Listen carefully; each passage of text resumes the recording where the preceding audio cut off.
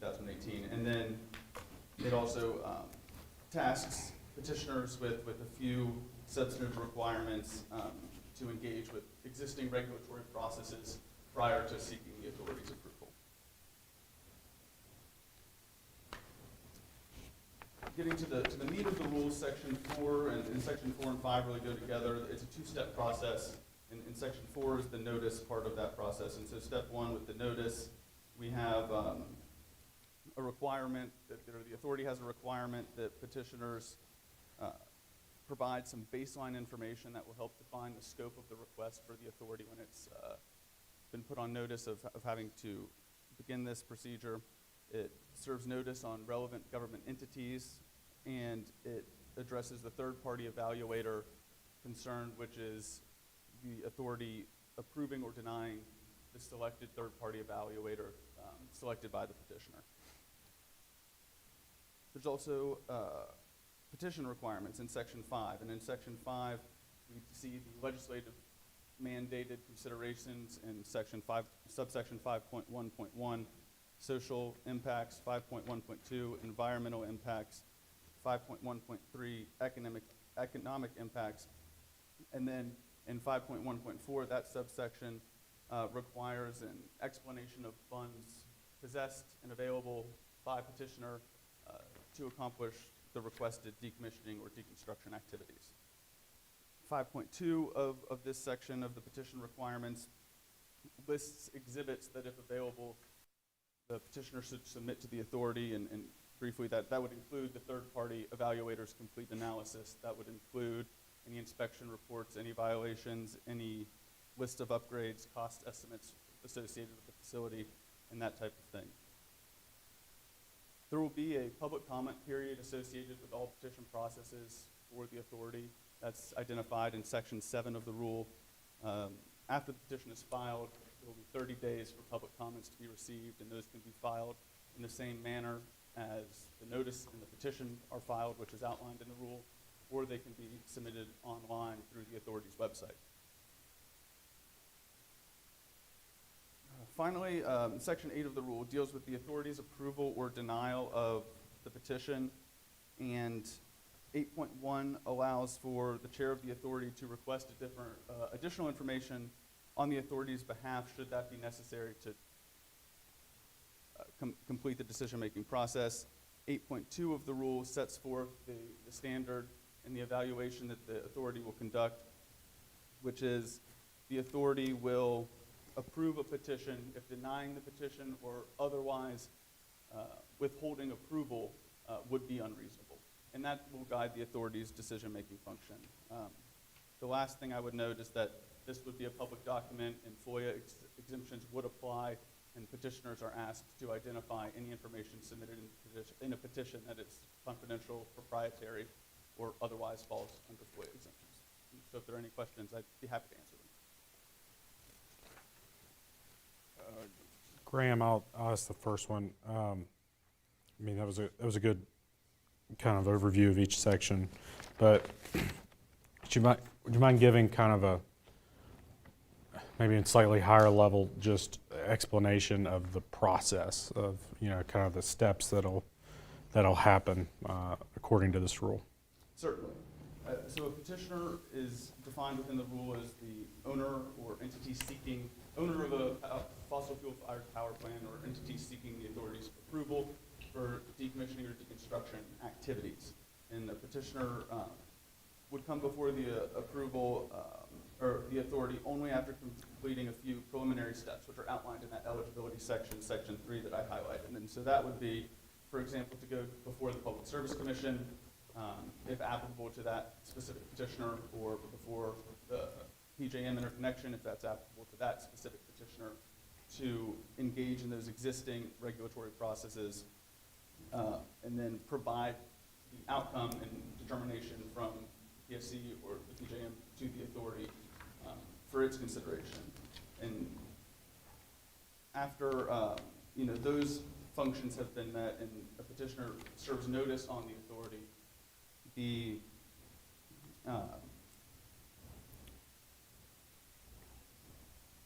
petitioner would serve notice on the authority, serve notice on the Public Service Commission, the County Commission, where the facility is located, the mayor of the city or town where the facility is located, and then would provide its supporting justifications for why it selected a particular third-party evaluator. And that's all done at the notice stage. And that allows the authority to look at the third-party evaluator selected by the petitioner in the context of what is going to be expected of this third-party evaluator. What are the decommissioning requests? What are the activities to be conducted? And is this third-party evaluator capable of conducting that analysis and communicating the findings of that analysis? And if the authority agrees with the petitioner's selection, the petitioner will have 90 days from the authority's approval of that selection to submit and perfect its petition. And that petition would include all of the requirements required by the legislative directive, which is the social, environmental, and economic impacts of the potential decommissioning or deconstruction activities, as well as the explanation of the funds available to complete these activities, the environmental remediation plan associated with the proposed activities, and those types of things. And then after that petition is submitted, the authority will review the petition and potentially, if required, request additional information. That additional information could be requested from the chair to come from the petitioner itself, from any of the entities served notice under section 6.3 of the rule, or any other entity believed to have any interest or expertise in the subject matter at hand. And after receiving that information, and if that information is requested, the petitioner would of course be provided a copy of that information as well. The authority would render its decision thereafter. You hit on something there I want to highlight for the members. There's a couple places in this rule where I feel like it's important for me to make sure everybody's aware of where, as the chair, that it kind of, I guess, delegates some authority to the chair. One is in what Mr. Plass just hit on, which is requesting information as a way to avoid, having information requested from multiple different sources, and also as a way to preserve a record, almost chain of custody of the information. The way it's designed is if anybody wants any information, just submit the request to the chair, and the chair will be the point of contact to get that information, and then make sure every member has the same information as we evaluate. That way there's not, a member requesting information and getting it, and they're the only one seeing it. Which can happen without any type of, malice or anything. It's just, hey, I'm curious of this, let me know. The other spot where the chair's given authority in here is when the documents are published, we put in here that the chair would make the determination of what's not public information pursuant to FOIA, and the chair would make the appropriate redactions. There certainly will be a ton of proprietary, confidential information in all of these documents. So we just need a way to allow everything to be as public as possible, while also, complying with confidentiality law. Mr. Platts, am I forgetting anywhere else where something was, I guess, where the chair was singled out? I just want to make sure the full authority is aware of anything that. No, Chairman, no, just those two instances is where the chair has discretion, and it will be the redacted version of the petition that is published on the authority's website for public viewing and to support the public comment process. Other questions from any other members for Mr. Platts? Yeah. Mr. Berg? Sure. Graham, thank you for your presentation. Wonderful work. I just, as I look at the term third-party evaluator, is it contemplated that these type of evaluators are already sort of professional companies that do these kind of things on a routine basis? I mean, is there a list of, ask it that way, but can you say that there are folks that you would expect to see as third-party evaluators, companies that you would expect to pick? That's a policy question that I would defer to Chairman Bailey on, but I would say that as the rule's written, this third-party evaluator is defined to allow a fair amount of flexibility for the petitioner. The authority did not tie the hands of petitioners in selecting who they would like to be their third-party evaluator, but provided some baseline considerations such as the ability to conduct an analysis the size and scope outlined in this rule, be able to process data at a large scale generally, and then have the ability to distill and communicate that information. So if a third-party evaluator met those standards, it would likely meet the authority standards. I'll expand because that was a interesting, I guess, point that we looked at, myself and council and our vice chair, Preservati. It would make it a lot easier if that was the case. But we couldn't think of anything or find anything or even, concrete, qualifications. This is the first time anything like this has been done. So the way we left it, I guess, open so that we could evaluate it. From my personal standpoint, when I think of the third-party evaluator, for whatever it's worth, I think of a university or a reputable consulting firm, McKinsey, Deloitte, or, like I said, or a university research arm.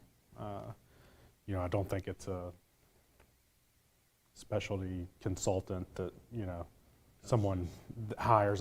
As far as I know, that doesn't exist. All the information, really requesting that the third-party evaluator would include would be things that the petitioner would have and would have access to or could easily get access to. It's really about compiling it all together and looking at it, I guess, objectively. Thank you. Any other questions for Mr. Platts?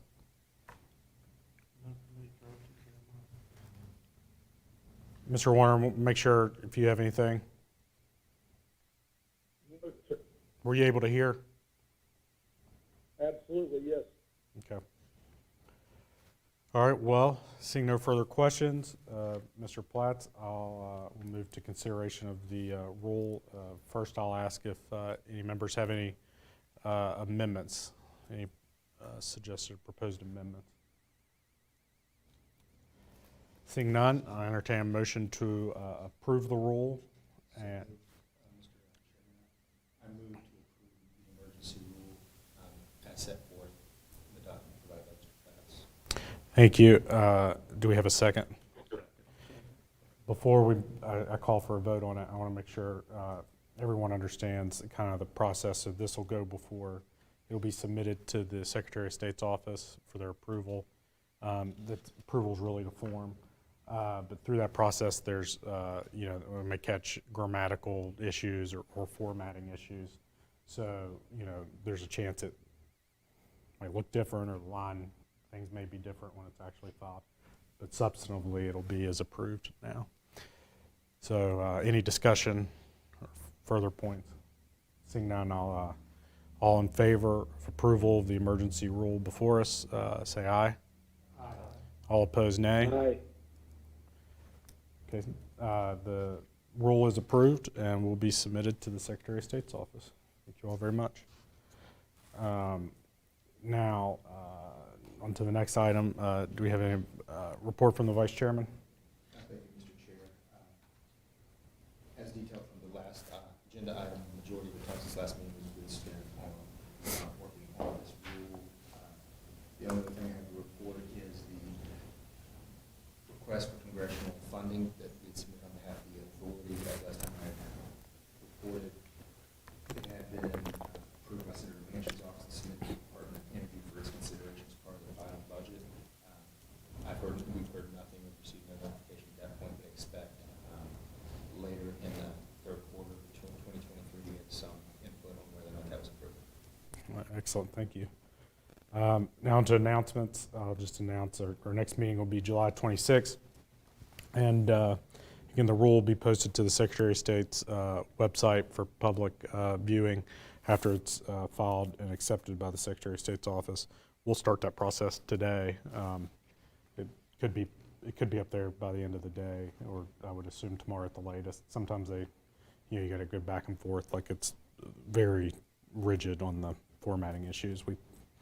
So I would think the latest possible would be early tomorrow for it to be available.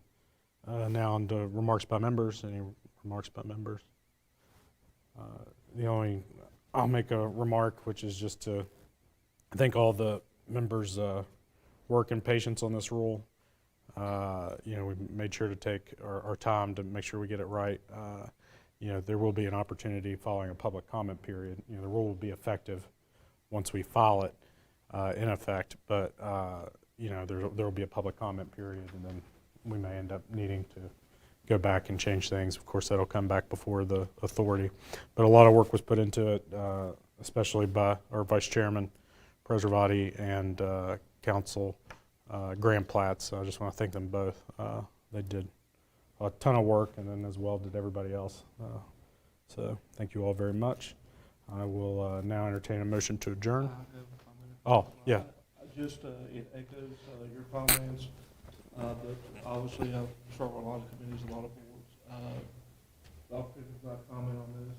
Graham, Nick, yourself, Chairman, truly appreciate it.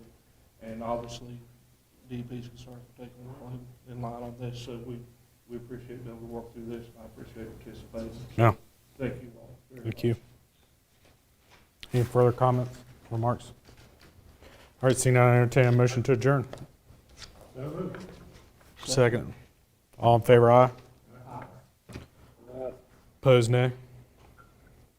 We are now adjourned. Thank you very much.